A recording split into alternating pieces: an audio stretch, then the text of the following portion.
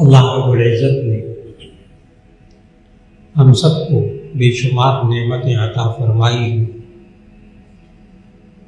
उन नेमतों में से बुनियादी तौर पर दो नेमतें होती हैं, एक इंसान की जान और एक इंसान का माल, और बाकी सारी नेमतें इन दो चीज़ों के गिर्द घूमती रहती हैं। और अल्लाह ताला ने हमें ये दोनों नेमतें देने के बाद फिर ये सिखाया कुरान मजीद में कि इन्नल्लाह अश्तरा मिनल मुमिनीना अनफुसहुम व अम्वालहुम बिअन्न लहुमुल जन्नह, कि अल्लाह ताला ने ईमान वालों से उनकी जानों को, उनके मालों को खरीद लिया है इस बात के बदले में कि उनको जन्नत मिलेगी। ईमान वालों से उनकी जान को और उनके माल को खरीद लिया है। अल्लाह कहे मैंने खरीद लिया। हालांकि खरीदता बंदा उससे जो मालिक होता है। इंसान ना अपने माल का मालिक है न जान का मालिक है, लेकिन अल्लाह इतना रहीम है कि वो चंद साल के लिए उसने हमें जान दी है, चंद साल के लिए हमें माल दिया है, और कह रहा है कि अल्लाह ने खरीद लिया इस बात के बदले में कि उनको जन्नत मिलेगी। और खरीदने का मतलब तमाम मुफस्सिरीन ने ये लिखा कि अल्लाह ने खरीद लिया जान और माल। इसका पूरे कुरान मजीद का मुताला करें तो मालूम ये होता है कि इस खरीदने का मतलब ये है कि ये इंसान अपनी जान और माल को अल्लाह के हुक्म के मुताबिक इस्तेमाल करे, उसे खर्च करे। बस इतनी सी बात है। पूरे कुरान मजीद का मुताला कीजिए। ये जान और माल को अल्लाह खरीदता है इस बात के बदले में कि जन्नत मिले। उसमें सिर्फ इतनी सी बात है कि ये जान और माल इंसान को दे दिया। अब सिर्फ इतना कहा है कि देखो मेरे हुक्म के मुताबिक इसको इस्तेमाल करो। जहाँ मैं कहूँ वहाँ जान लगाना, जहाँ मैं कहूँ वहाँ माल लगाना। चुनाचे अल्लाह ने इंसान को जो फर्ज इबादतें अता फरमाई हैं, फर्ज, उनमें से कुछ इबादतें ऐसी हैं जो सिर्फ जानी है, कुछ इबादतें ऐसी हैं जो माली है, कुछ इबादतें ऐसी भी हैं जो जानी भी है माली भी है। अल्लाह ने इंसान को जो जानी इबादतें दी उनमें एक नमाज और एक रोज़ा। इसका ताल्लुक इंसान के जिस्म के साथ, इंसान के बदन के साथ। ये जिस्मानी इबादतें जिसमें इंसान अपनी जान लगाता है, एक नमाज और एक रोज़ा। और दूसरी किस्म की वो इबादत जो कि खालिस माली इबादत है, जैसे ज़कात। और कुछ इबादतें ऐसी भी हैं जो जानी भी है माली भी है, जैसे हज, कुर्बानी। इसके अंदर जान भी लग रही, माल भी लग रहा। और इस उसूल के तहत अल्लाह ने तमाम अंबिया किराम अलैहिस्सलाम की ज़िंदगी हमारे सामने जो कुरान मजीद में रखी है ना, उस पूरी ज़िंदगी का खुलासा ये है कि उन अंबिया अलैहिस्सलाम ने अपनी जान को, अपने जिस्म, अपनी औलाद की जान को, अपने घर वालों की जान को अल्लाह के रास्ते में रखा। और इसी तरह उन अंबिया अलैहिस्सलाम ने अपने माल को भी अगर खर्च किया तो अल्लाह की राह में खर्च किया, अल्लाह के हुक्म के खिलाफ नहीं खर्च किया। ये ध्यान में रखिएगा, ये सारा माल अल्लाह की राह में खर्च कर दे तो हम खुद ना खाएं, कुछ बीवी बच्चों को ना खिलाएं। अल्लाह के बंदे, ये जो आप हलाल माल कमा कर अल्लाह के हुक्म से खुद खाते हैं, ये इबादत है। ये जो बीवी बच्चों को खिलाते हैं, ये सदका है, इबादत है।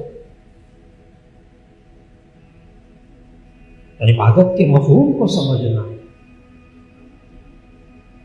कि ये इंसान अल्लाह के हुक्म के मुताबिक जान भी लगा रहा, माल भी लगा रहा, इसी को इबादत कहते हैं। और अगर इंसान अपनी जिंदगी में खुद अपनी अकल से अल्लाह और उसके रसूल सल्लल्लाहु अलैहि वसल्लम से हटकर उनके हुक्म के खिलाफ अगर अपनी जान और माल लगाता है, यही गुनाह का था। इसी से अल्लाह नाराज होता है। चाहे वो नमाज हो, चाहे वो रोजा हो, चाहे वो नमाज रोजा हो, अगर वो अल्लाह के हुक्म के मुताबिक कर रहा है तो ये नमाज भी इबादत है, वरना ये भी इबादत नहीं। जैसे नमाज बहुत बड़ी इबादत, लेकिन 3 वक्त नमाज पढ़ने से मना किया गया, इंद तुलू व इंदल गुरूब व इंदल इस्तिवा। सूरज गुरूब होते वक्त, सूरज तुलू होते वक्त, और बिल्कुल सर पे सूरज हो उस वक्त सजदा करना हराम। उस वक्त कोई इंसान नमाज पढ़ रहा हो तो उसको कहा जाएगा तुम गलत काम कर रहे हो, मकरूह तहरीमी काम कर रहे हो। वो कहेगा अल्लाह के बंदे मैं नमाज पढ़ रहा हूँ, नमाज पढ़ना हराम कैसे हो सकता? जी अल्लाह के हुक्म के मुताबिक नहीं। बहुत गहरी बात को समझना है, क्योंकि सारी आज की बात इसी पर है। नमाज भी पढ़े लेकिन वो भी अल्लाह के हुक्म के मुताबिक ना हो, यानी तुलू के वक्त, गुरूब के वक्त सजदा कर रहा है, हराम काम कर रहा है। साल के 4 दिन नबी सल्लल्लाहु अलैहि वसल्लम ने रोजा रखने को मना फरमाया। ला तसूमू फी हादिहिल अय्याम फइन्नहा अय्यामु ज़ियाफतिल्लाह, तुम इन दिनों में रोजा ना रखो क्योंकि अल्लाह की ज़ियाफत मेहमानी के दिन। अल्लाह कहता है खाओ इन दिनों में। एक दिन ईद उल फितर का, 3 दिन ईद उल अज़हा, 4 दिन ईद उल अज़हा, एक दिन ईद उल फितर का और 3 दिन ईद उल फितर के जिनमें कुर्बानी होती है। 10, 11, 12 इन 3 दिनों में कुर्बानी होती है। लेकिन जो 13 तारीख है वो भी इसमें शामिल है। 13 तारीख को भी रोजा की रख सकते। एक ईद उल फितर का दिन, 3 दिन ईद उल अज़हा के और 1 दिन और आगे, तो लोग 5 दिन। अब कोई शख्स इन 5 दिनों में अगर रोजा रखे तो उसे कहा जाएगा ये मकरूह तहरीमी काम कर रहा है। अल्लाह का बंदा कहे मैं तो रोजा रख रहा हूँ, रोजा रखना कैसे मना हो सकता है, कैसे हराम हो सकता है? जी अल्लाह के हुक्म के मुताबिक नहीं है।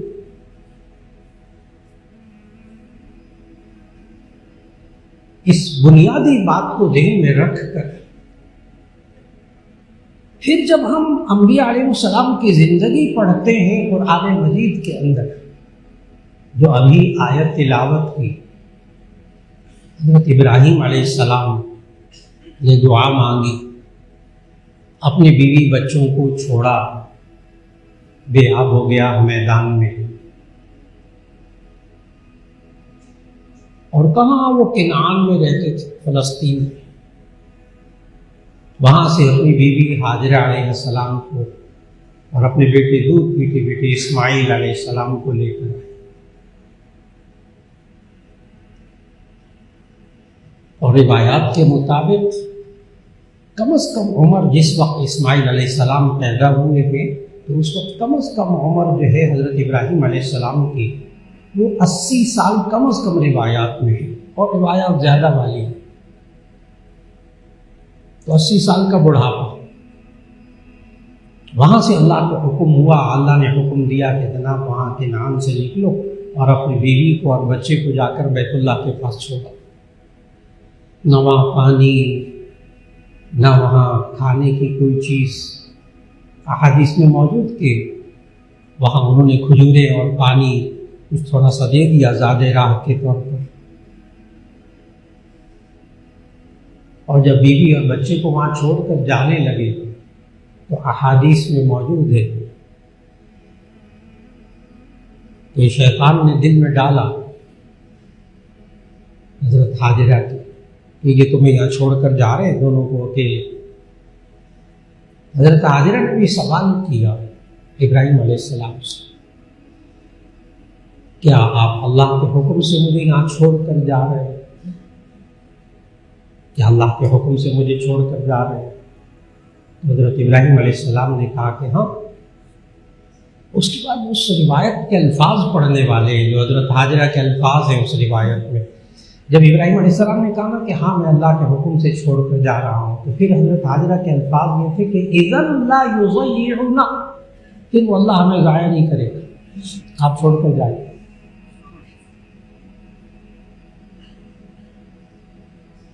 बीवी बच्चों को साथ रखना है तो भी अल्लाह के हुक्म से, बीवी बच्चों को कहीं छोड़कर आना है तो वो भी अल्लाह के हुक्म से। जो शुरू में मैंने बात अर्ज की कि इबादत है क्या चीज़, कि हम अपनी जान और माल को अल्लाह के हुक्म के मुताबिक करें, बस फिर ठीक है, फिर वो इबादत है। और अगर अल्लाह के हुक्म के खिलाफ इस्तेमाल करें तो जाहिर है वही गुनाह है। अभी उसकी मिसालें दी, नमाज और रोज़ा तक, कि नमाज और रोज़ा भी अगर अल्लाह के हुक्म के मुताबिक नहीं होगा, शक्ल तो रोज़े की होगी, शक्ल नमाज की होगी, लेकिन अल्लाह के उसके रसूल सल्लल्लाहु अलैहि वसल्लम के हुक्म के मुताबिक नहीं है तो वो इबादत नहीं कहलाएगी। और फिर जब वहां छोड़ कर गए हैं तो दुआ मांगी। वो दुआ मैंने शुरू में तिलावत की, रब्बना इन्नी अस्कनतु मिन ज़ुर्रिय्यती बिवादिन गैरि ज़ी ज़रअन इंद बैतिकल मुहर्रम रब्बना लियुक़ीमुस सलाता फजअल अफ़इदतम मिनन नासि तहवी इलैहिम वरज़ुक़हुम मिनस समराति लअल्लहुम यशकुरून। अगर इंसान अपने आप को भी और अपनी बीवी बच्चों को भी अगर अल्लाह के हुक्म के मुताबिक उनकी ज़िंदगी को बनाए, उनकी ज़िंदगी को अल्लाह और उसके रसूल सल्लल्लाहु अलैहि वसल्लम के हुक्म के मुताबिक बनाए, तो फिर ऐसी सूरत में आगे चलकर इंसान की ज़िंदगी में अल्लाह खैर व बरकत आता है। और अगर इंसान हराम कमा रहा, अपनी जान को भी गलत लगा रहा, अपने बीवी बच्चों को भी सोच रहा है कि मैं ज़्यादा से ज़्यादा हराम माल खिला के इनके आराम का ख्याल करूं, इनको अच्छी गाड़ी ले दूं, इनको अच्छा घर बना दूं ताकि ये आराम से रहें। रिश्वत ये ले रहा, दूसरों का हक ये मार रहा, ब्लैक मार्केटिंग ये कर रहा, आवाम का खून ये चूस रहा, सब कुछ करा के ना ये चाहता है मैं बीवी बच्चों को आराम पहुंचाऊं। आपने समझ लिया कि गलत तरीके से वो बीवी बच्चों को आराम पहुंचाना चाहता है, हराम माल करने। अल्लाह उसी जिंदगी में से खैर बरकत उठा लेते, बस सीधी सी बात।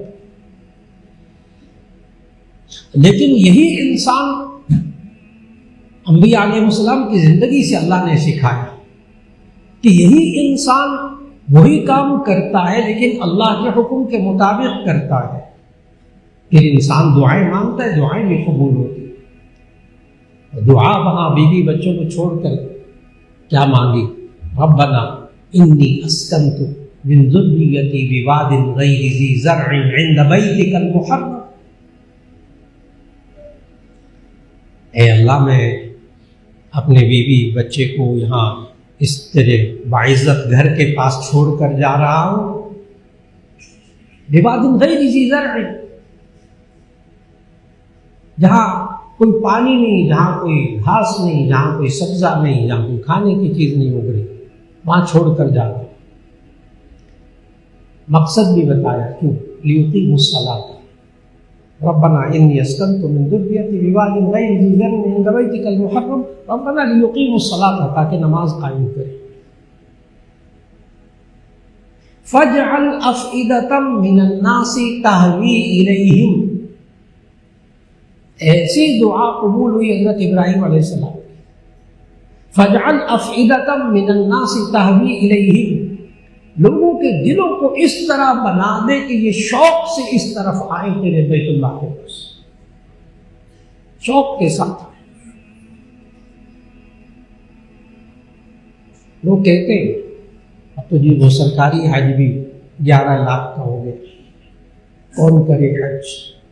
जी अल्लाह ने कुरान में फरमाया वलिल्लाहि अलन्नासि हिज्जुल बैति मन इस्तताअ इलैहि सबीला, जो उसकी तरफ जाने की ताकत रखता है हज उस पर फर्ज होता है। बस सारी जिंदगी इतना पैसा ना आए तब भी हज फर्ज नहीं होता।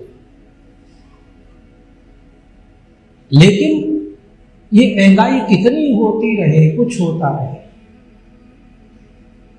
रश आपके ज़हन में मौजूद हज के अंदर, उम्रे के अंदर, फजअल अफ़इदतम मिनन्नासि तहवी इलैहि, लोग शौक के साथ, अल्लाह इनके दिलों को ऐसा बना दे कि शौक के साथ इस बैतुल्लाह के पास आए।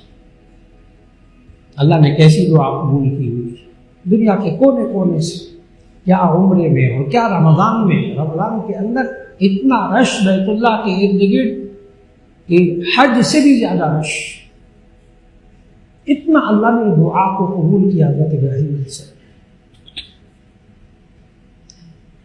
फिर अल्लाह ने से दुआ ये भी मांगी, वरज़ुक़हुम मिनस समरात, अल्लाह बीवी बच्चे को ना मैं बिल्कुल जहाँ पानी भी नहीं है, खाने को कुछ नहीं, वहाँ छोड़ कर जा रहा हूँ, वरज़ुक़हुम मिनस समरात, इनको फलों में से रिज़्क़ अता फरमा। और आज अल्लाह ताला सबको बार बार जाने की तौफीक अता फरमाए, जो वहाँ जाते अपनी आंखों से देखते हैं कि उगते अब भी नहीं है वहाँ सारे फल, लेकिन दुनिया के कोने कोने से बेहतरीन फल अल्लाह उठाकर वहाँ पहुँचा देते। वरज़ुक़हुम मिनस समरात, अल्लाह इनको फलों में से अता फरमा। राज़िक़ तो अल्लाह ताला है, वो फिर पहुँचा के दिखा देता है। मैंने कहा उगता सब भी नहीं अब भी फल, लेकिन दुनिया के कोने कोने से बेहतरीन फल अल्लाह वहाँ अता फरमा रहा, वहाँ रहने वालों को, वहाँ जाने वालों को, लअल्लहुम यशकुरून, ताकि ये शुक्र करें। और फिर जब अल्लाह ने ये कहा ना, फजअल अफ़इदतम मिनन्नासि तहवी इलैहि, दुआ मांगी इब्राहीम अलैहिस्सलाम ने कि लोगों के दिलों को इस तरह बना दे कि शौक के साथ इस तरफ आए। वहां आकर क्या करें, आपको हैरत होगी, पूरे हज के आमाल में हजरत इब्राहीम अलैहिस्सलाम के तौर तरीके, उनकी बीवी हजरत हाजरा के तौर तरीके, उनके बेटे इस्माइल के तौर तरीके अल्लाह ने सारे हाजियों के लिए लाजिम कर दिए।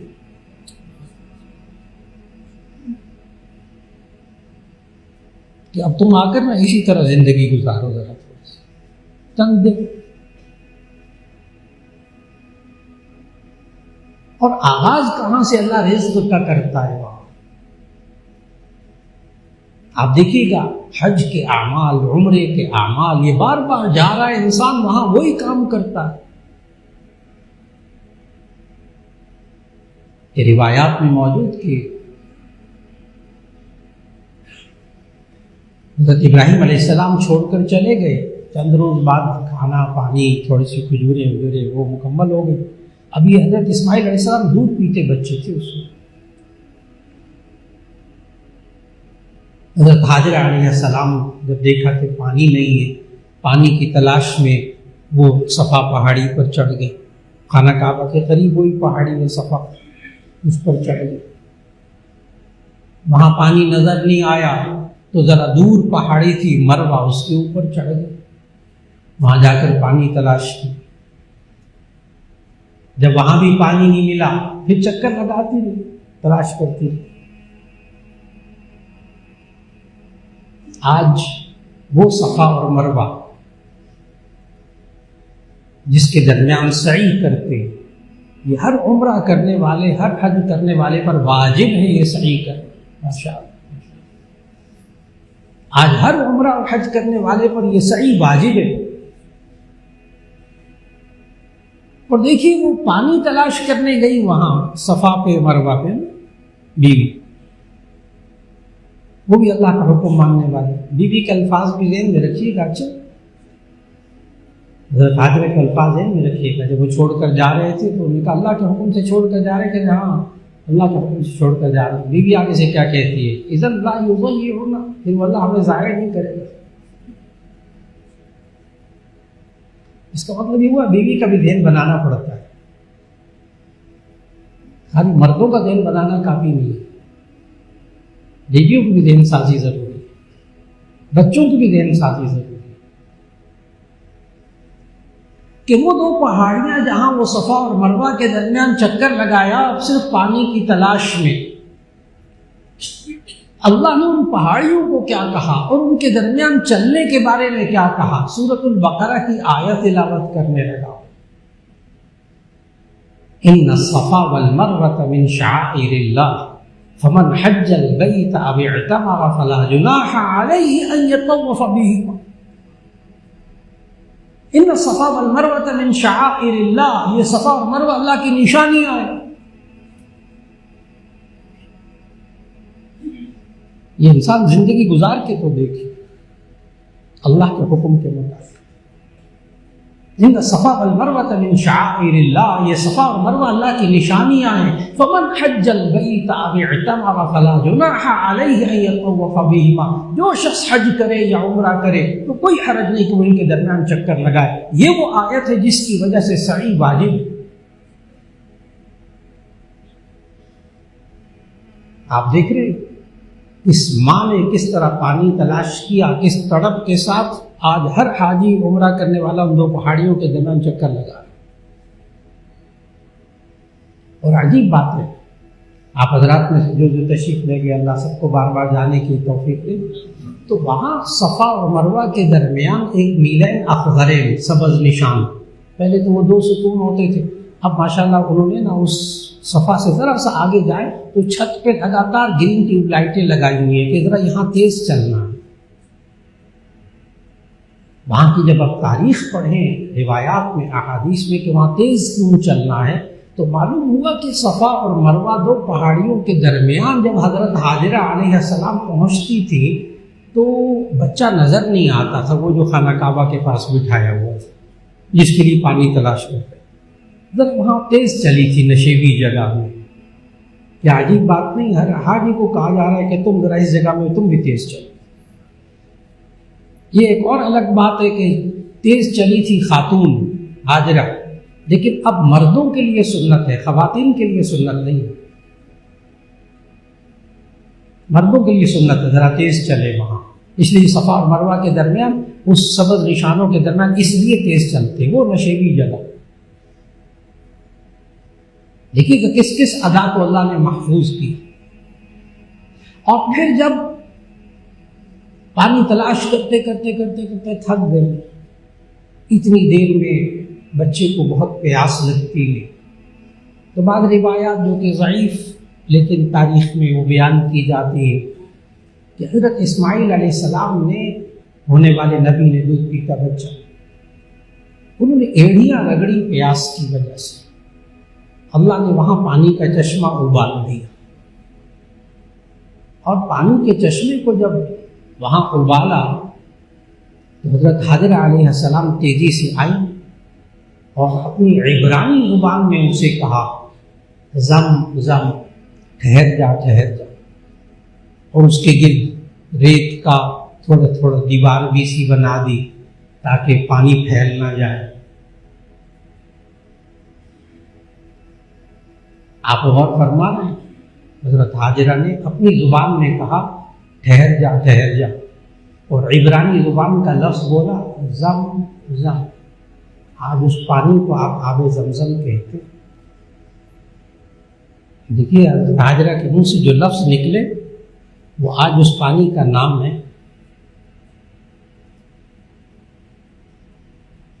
और पुरानी तामीर थी वहाँ खाना काबा के पास जहाँ जमजम का कुआं जिस तरफ लोग जमजम पीते थे, वहाँ एक हदीस लिखी हुई थी पहली तामीर में कि नबी सल्लल्लाहु अलैहि वसल्लम ने फरमाया माँ ज़मज़म लिमा शुरिबा, माँ ज़मज़म लिमा शुरिबा, जमजम का पानी जिस मकसद के लिए पिया जाए अल्लाह दुआ कबूल कर लेते।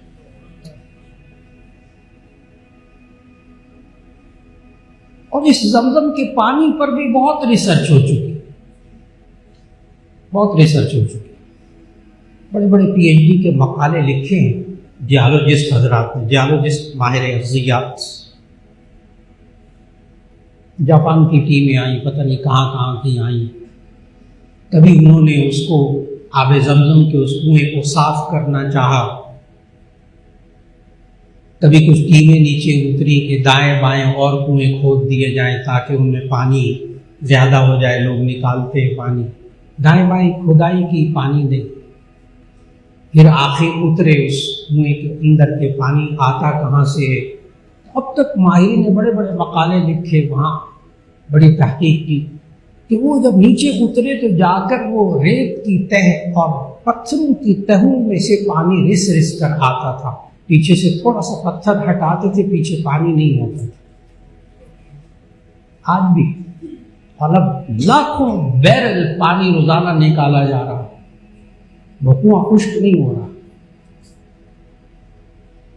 मौजिज़ा, अंबिया अलैहिस्सलाम के पास मौजिज़ा अल्लाह अता फरमाया।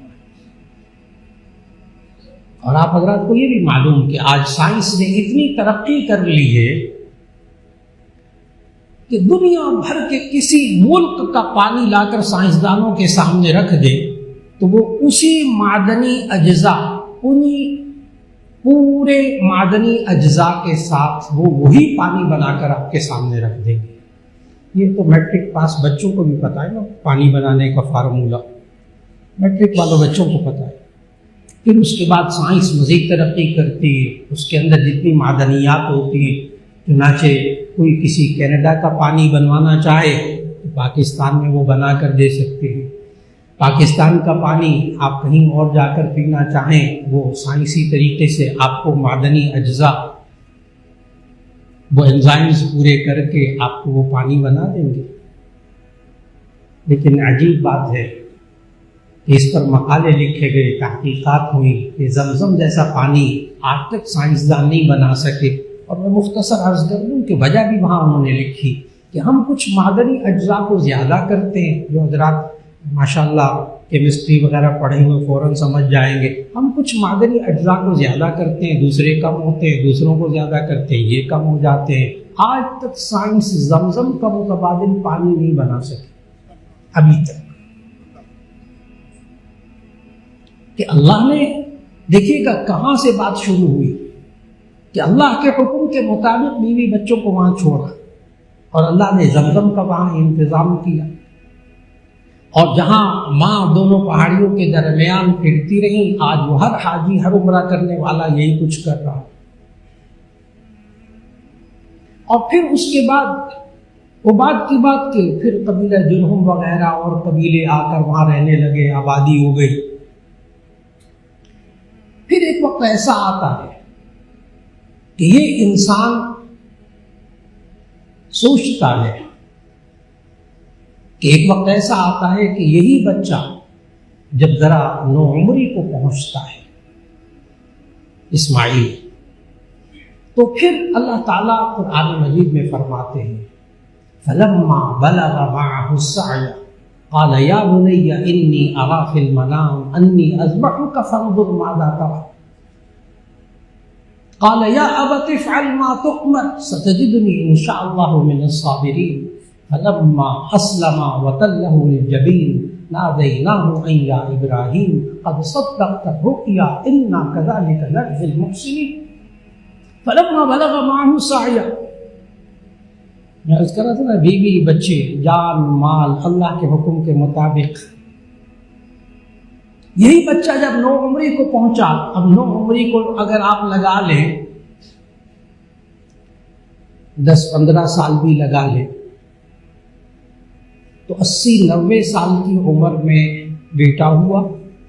और वो 10-12-15 साल की उम्र भी लगा लें तो 100 साल के करीब उम्र इब्राहीम अलैहिस्सलाम की।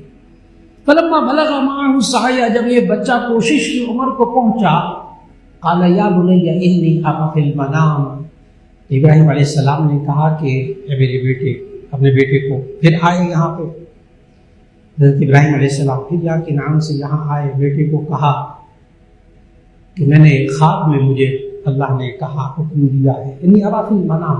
अंबिया का जो ख्वाब होता है वो वही के दर्जे में होता है। हम लोगों के जो ख्वाब हैं उन पर अमल करना हमारे लिए लाजिम नहीं होता, उसकी ताबीर अलग होती है। अंबिया अलैहिस्सलाम के ख्वाब वही होते। इन्नी अरा फिल मनाम अन्नी अज़बहुका फंज़ुर माज़ा तरा, मैंने ख्वाब में देखा मैं तुझे ज़बह कर रहा हूँ, तेरी क्या राय है। शुरू में मैंने एक जुमला अर्ज किया था, घर वालों की, बीवी की भी रहन साजी की ज़रूरत होती है। फिर बीवी, जब आप अल्लाह के हुक्म पर अमल करें तो बीवी का जवाब कुछ और होगा, जैसे हज़रत हाजरा का जवाब था।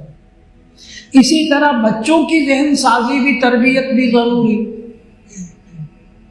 फिर जब वो जवान होते हैं तो ऐसी सूरत में जब इब्राहिम अलैहिस्सलाम कहते हैं मैं ख्वाब में देखा मैं तुझे ज़बह कर रहा हूँ, यानी अल्लाह का हुक्म है, फंज़ुर माज़ा तरा, तो देख तेरी क्या राय है।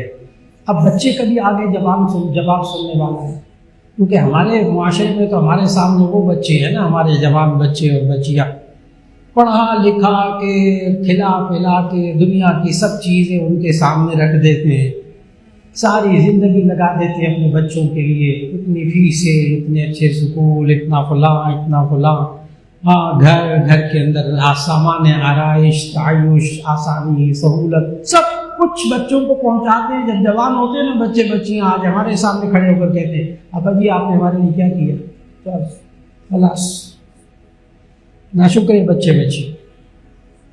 हमारी तरबियत में कमी, असल में हमारी तरबियत में कमी। वहां पर बेटे का क्या हाल था, जब कहा मैंने ख्वाब में देखा मैं तुझे ज़बह कर रहा हूं, वो बच्चे का जवाब सुनने वाला है।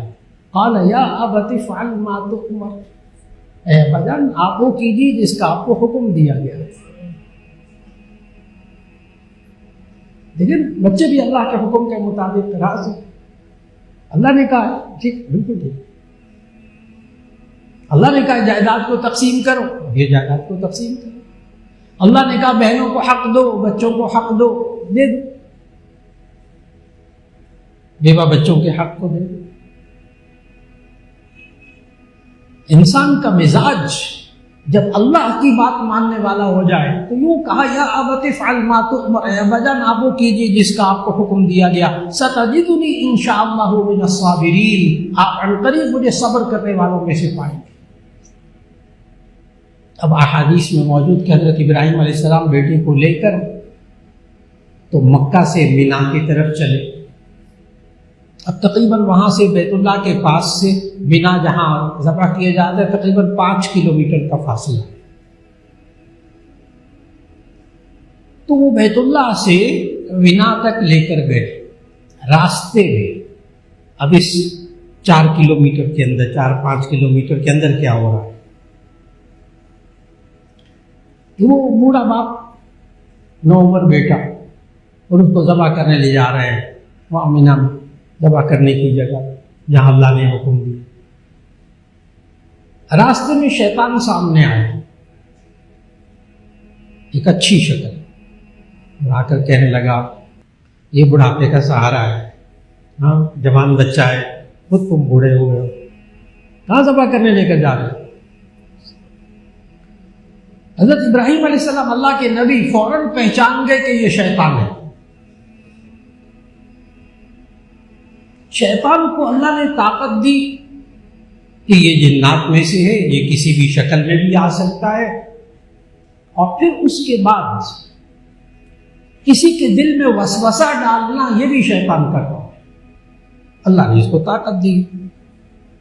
मिन शर्रिल वस्वासिल खन्नास अल्लज़ी युवस्विसु फी सुदूरिन नास मिनल जिन्नति वन नास।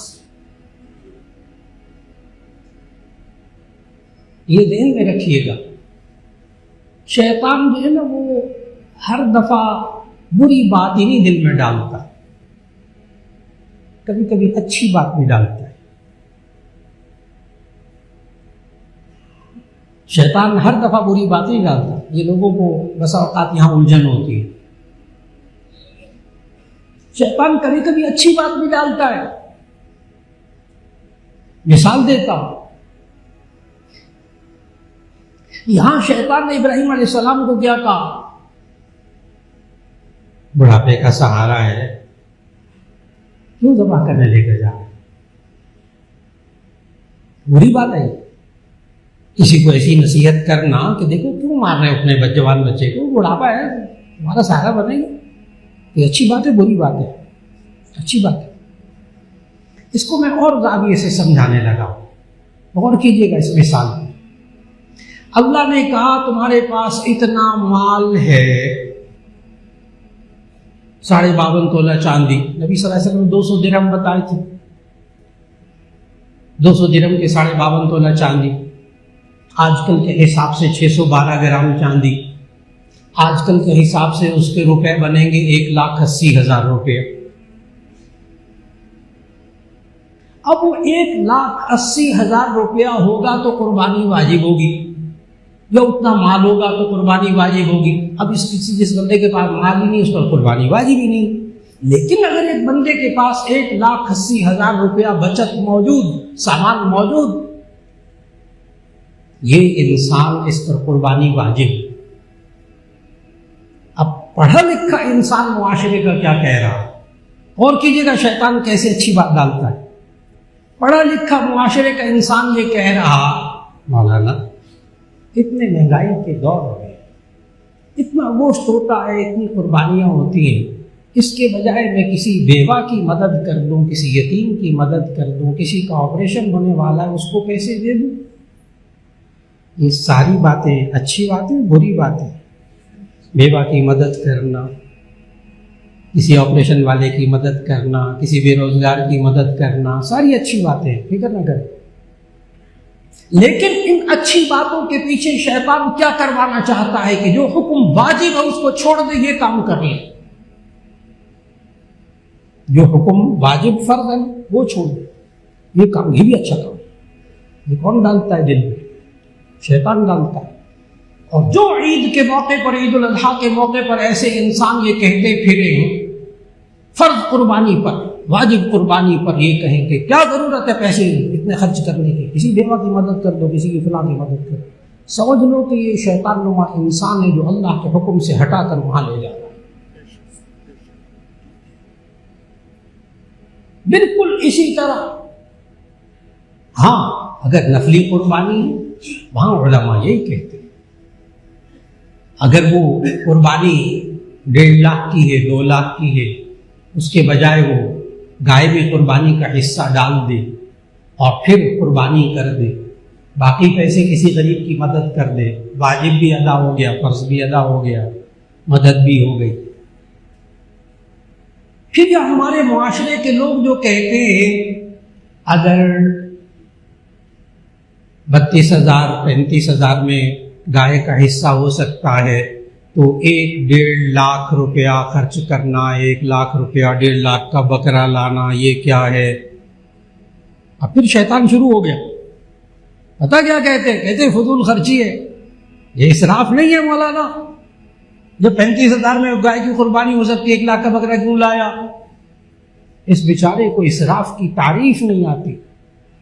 इसराफ कहते जरूरत की जगह बिला जरूरत खर्च करना, और तबजीर कहते गुनाह की जगह खर्च करना। और तीसरा लफ्ज अच्छी तरह याद रखिए, और वो है सखावत। सखावत है अल्लाह की राह में बढ़ चढ़ कर खर्च करना।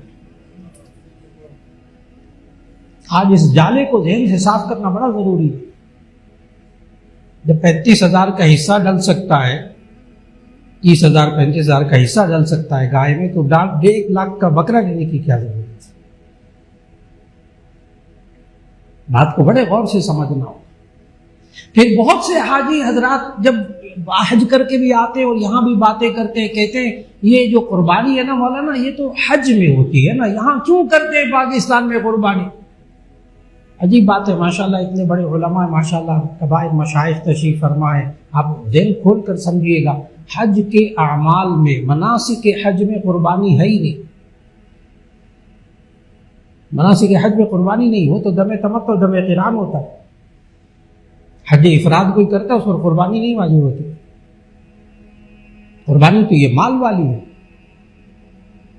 और दूसरा जवाब कि नबी सल्लल्लाहु अलैहि वसल्लम 10 साल मदीना मुनव्वरा रहे, एक बार हज अदा किया और 10 साल मुसलसल मदीना मुनव्वरा में कुर्बानी फरमाते हैं। मालूम हुआ हज के साथ सिर्फ खास नहीं है। ये मैं बता रहा हूं। अब शैतान ज़हन में बातें क्या डालता है? तो वो शैतान वहाँ हज़रत इब्राहीम अलैहिस्सलाम के सामने आया और आकर कहा, जवान बच्चा है, कहाँ ज़बह करने लेकर जा रहे। देखा कितना अच्छा मशवरा दिया। लेकिन इब्राहीम अलैहिस्सलाम अल्लाह के नबी फौरन समझ गए कि अल्लाह के हुक्म से जो हटाता है वो शैतान होता है। उसको वहां कंकरियां मारी,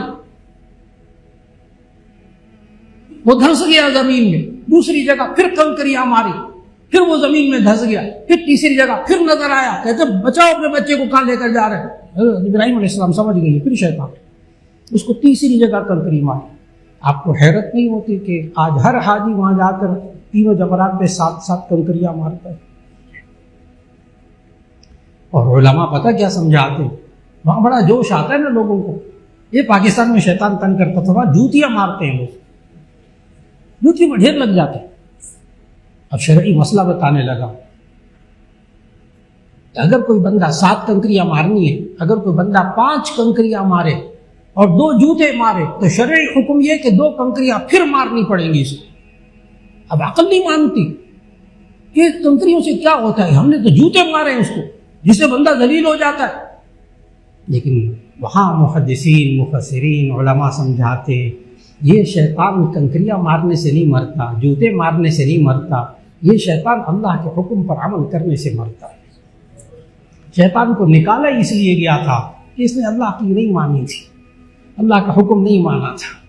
और यही इंसान अल्लाह का हुक्म मानकर जिंदगी गुजारे तो अल्लाह फिर जिंदगी के अंदर बरकतें अता फरमाता है, खैर अता फरमाता है। अल्लाह हम सबको अपनी जान और माल अल्लाह के हुक्म के मुताबिक खर्च करने की तौफीक अता फरमा दे। दुआ फरमा लीजिएगा। अल्हम्दुलिल्लाहि रब्बिल आलमीन। अल्लाहुम्मा सल्लि अला सय्यिदिना व मौलाना मुहम्मदिन व अला आलि सय्यिदिना व मौलाना मुहम्मदिन व बारिक वसल्लम। रब्बना आतिना फिद दुनिया हसनतन व फिल आखिरति हसनतन व क़िना अज़ाबन्नार। या अल्लाह हमारे गुनाहों को मुआफ़ फरमा, हमारी लग़ज़िशों कोताहियों को मुआफ़ फरमा। या अल्लाह कुरान और सुन्नत के मुताबिक ज़िंदगी गुजारने की तौफीक अता फरमा। या अल्लाह ये जान भी तेरी दी हुई, माल भी तेरा दिया हुआ, या अल्लाह इसको अल्लाह के हुक्म के मुताबिक खर्च करने की तौफीक अता फरमा। और या अल्लाह जितने बीमार हैं सबको शिफा अता फरमा, जो परेशान हाल है उनकी परेशानियों को दूर फरमा। या अल्लाह खुसूसन दुआ फरमाई हज़रत मौलाना फजलुर रहीम साहब दामत बरकातुहुम, अल्लाह ताला उनको कामिल सेहत अता फरमा दे, सेहत आफियत के साथ हमारे सरों पे सलामत फरमा दे। या अल्लाह एक एक बंदा जो दुआ मांग रहा है, या अल्लाह एक एक की दुआओं को कबूल फरमा। या अल्लाह सबके बच्चे और बच्चियों के नसीब अच्छे फरमा। बहुत से हजरात ने दुआओं के लिए कहा, उनके बच्चों के इम्तिहानात हो रहे हैं, कुछ के हो चुके। या अल्लाह सबके बच्चों और बच्चियों को तमाम दुनिया और आखिरत के इम्तिहानात में कामयाबियाँ नसीब फरमा। या अल्लाह हम सब की दुआओं को कबूल फरमा।